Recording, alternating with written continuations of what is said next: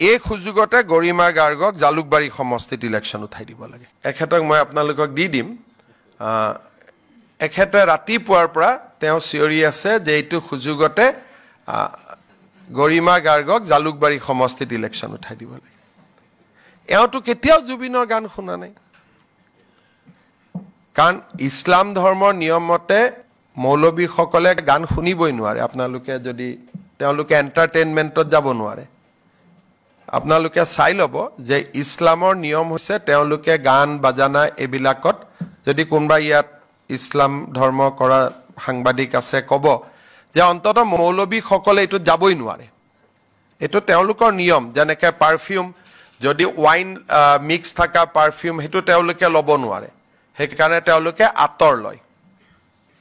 এইটো নিয়ম, এইটো ইছলামৰ ৰুলবিলাক বহুত নিয়ম হয়। মই এইটো ভিডিঅ' আপোনালোকক পিজুছে দি দিব। ৰাতিপুৱা চাই চাই মই হাঁহি আছোঁ।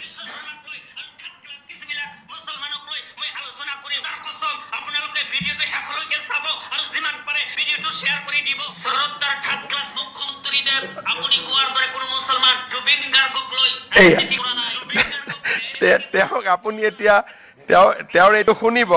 লাষ্টত গৈ গৈ তেওঁ কৈছে যে এইটোৱে সুযোগ জালুকবাৰী সমষ্টিত উঠাই দিব লাগে, গৰিমা গাৰ্গক ইলেকশ্যন উঠাব লাগে। তো এইটো কি পৰ্যায়ত গৈছে আপোনালোকে এটা বুজি পাব পাৰে।